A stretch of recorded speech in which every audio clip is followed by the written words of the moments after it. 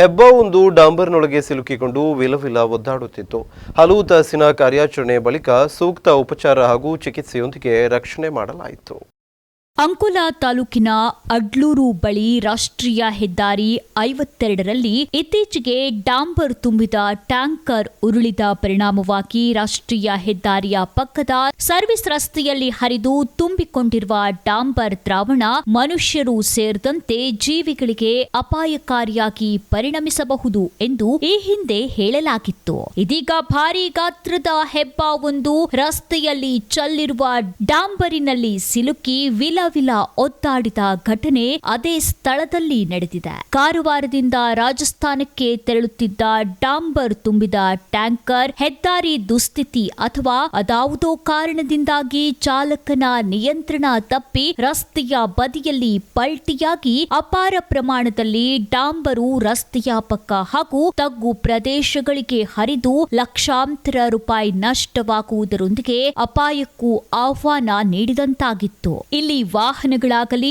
ಜೀವಿಗಳಾಗಲಿ ಸಿಲುಕಿದರೆ ಹೊರಬರುವುದು ಕಷ್ಟ ಸಾಧ್ಯ ಎನ್ನುವ ಪರಿಸ್ಥಿತಿ ಇತ್ತು. ಅರಣ್ಯ ಪ್ರದೇಶದ ಪಕ್ಕದಲ್ಲೇ ಹಾದು ಹೋಗಿರುವ ರಸ್ತೆ ಇದಾಗಿರುವುದರಿಂದ ಹೆಬ್ಬಾವು ಡಾಂಬರಿನಲ್ಲಿ ಸಿಲುಕಿ ಹೊರಬರಲಾಗದೆ ಒದ್ದಾಟ ನಡೆಸುತ್ತಿರುವುದನ್ನ ಸ್ಥಳೀಯರು ಗಮನಿಸಿದರು. ಅರಣ್ಯ ಇಲಾಖೆ ಮೂಲಕ ಉರಗ ಸಂರಕ್ಷಕ ಮಹೇಶ್ ನಾಯ್ಕ್ ಅವರನ್ನ ಸಂಪರ್ಕಿಸಿ ಮಾಹಿತಿ ನೀಡಿದ್ದು, ತಮ್ಮ ಮಗ ಗಗನ್ ಜೊತೆ ಮಹೇಶ್ ನಾಯ್ಕ್ ಅವರು ಹೆಬ್ಬಾವನ್ನ ಪಶು ವೈದ್ಯಕೀಯ ಆಸ್ಪತ್ರೆಗೆ ಸಾಗಿಸಿ ಚಿಕಿತ್ಸೆ ಕೊಡಿಸಿ ರಕ್ಷಣೆ ಮಾಡುವಲ್ಲಿ ಯಶಸ್ವಿಯಾಗಿದ್ದಾರೆ. ಹೆಬ್ಬಾವಿಗೆ ಅಂಕೋಲಾ ಪಶು ವೈದ್ಯಕೀಯ ಚಿಕಿತ್ಸಾ ಕೇಂದ್ರದಲ್ಲಿ ಮುಖ್ಯ ಪಶು ವೈದ್ಯಾಧಿಕಾರಿ ಅಭಿಷೇಕ್ ಏಟಿ, ಸಹಾಯಕ ಪಶು ವೈದ್ಯ ಪ್ರಶಾಂತ್, ಚಾಲಕ ಉದಯ್, ಶ್ಯಾಮ್ ಮತ್ತು ಸಿಬ್ಬಂದಿಗಳು ಬಹುಹೊತ್ತು ಚಿಕಿತ್ಸೆ ನೀಡಿ ಹೆಬ್ಬಾವಿಗೆ ಅಂಟಿಕೊಂಡಿದ್ದ ಡಾಂಬರ್ ಲೇಹರ್, ಹುಲ್ಲು, ಕಸಕಡ್ಡಿ ಮತ್ತಿತರ ತ್ಯಾಜ್ಯಗಳನ್ನ ಹಂತ ಹಂತವಾಗಿ ಮತ್ತು ನಾಜೂಕಾಗಿ ಬೇರ್ಪಡಿಸಿ ಅಂಕೋಲಾ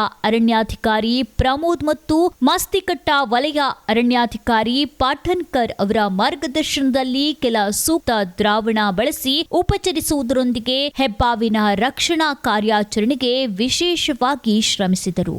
ಡಿವೈಆರ್ಎಫ್ಒ ಆರ್ಎಚ್ ನಾಯ್ಕ್, ಅರಣ್ಯ ಇಲಾಖೆ ಸಿಬ್ಬಂದಿಗಳಾದ ವಿಶ್ವನಾಥ್, ಮಂಜುನಾಥ್, ಚಂದ್ರಶೇಖರ್, ಉರಗ ಸಂರಕ್ಷಕ ಮಹೇಶ್ ನಾಯ್ಕ್ ಮತ್ತು ಅವರ ಮಗ ಗಗನ್ ಸಹಕರಿಸಿದರು. ಅಡ್ಲೂರಿನ ರೇಂಜಲ್ಲಿ ಒಂದು ಡಾಂಬರ್ ಗಾಡಿ ಬಿದ್ದಿದೆ. ಆ ಡಾಂಬರ್ ಗಾಡಿ ಹತ್ರ ಪಾಪ ಎಲ್ಲೋ ಅದು ನಮ್ಮ ಹೆಬ್ಬಾವು ಸಿಕ್ಕಾಕೊಂಡ್ಮೇಲೆ ಪಾಪ ಅರಣ್ಯ ಇಲಾಖೆಯವರು ಫೋನ್ ಮಾಡಿದ್ರು.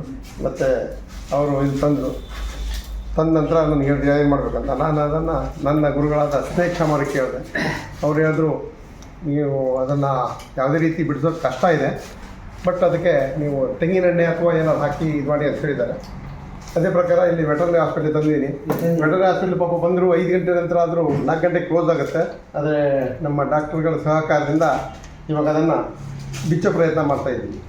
ಆಲ್ಮೋಸ್ಟ್ ಒಂದು 25% ಬಿಚ್ಚಿದ್ದೀವಿ. ಇನ್ನು 75 ಬಿಚ್ಚಿ ಅದಕ್ಕೇನು ಟ್ರೀಟ್ಮೆಂಟ್ ಕೊಟ್ಬಿಟ್ಟು ಒಂದು ದಿವಸ ಆರೈಕೆ ಮಾಡಬೇಕಂತ ನಮ್ಮ ಗಮನಕ್ಕಿದೆ. ಒಂದು ದಿವಸ ಅದನ್ನು ಅಬ್ಸರ್ವೇಷನ್ ಮಾಡಿ ಆಮೇಲೆ ಬಿಡಬೇಕಂತಿದೆ. ಇಲ್ಲಿ ಅರಣ್ಯ ಇಲಾಖೆಯವ್ರು ಏನು ಸಹಕಾರ ಕೊಡ್ತಾರೆ ನೋಡಿ, ಅದರ ಮೇಲೆ ಇದನ್ನು ನಾವು ಸಂಪೂರ್ಣವಾಗಿ ಕ್ಲೀನ್ ಮಾಡಿ ಬಿಡೋದಕ್ಕೆ ಪ್ರಯತ್ನ ಮಾಡ್ತೀವಿ. ವಿಸ್ಮಯ ನ್ಯೂಸ್, ವಿಲಾಸ್ ನಾಯಕ್, ಅಂಕೋಲಾ.